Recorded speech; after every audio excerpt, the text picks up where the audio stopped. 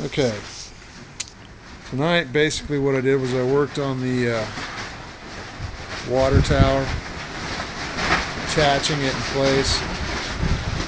Basically I ended up using multiple methods that I've been thinking about.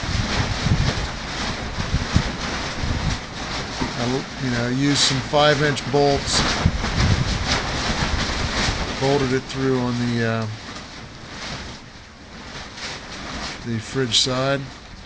You'll see underneath. Basically, I added a 2x4 and a piece of kind of like a perforated angle iron, and then I spanned it between the 2x2s on each end.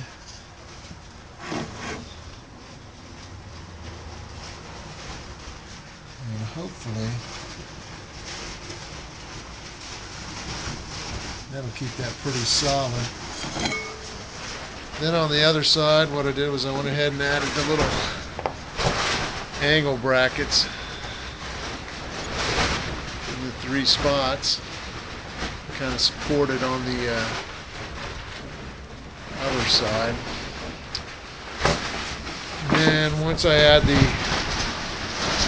1/4-inch ply on each end, I think that's going to stiffen it up pretty good so it won't rack.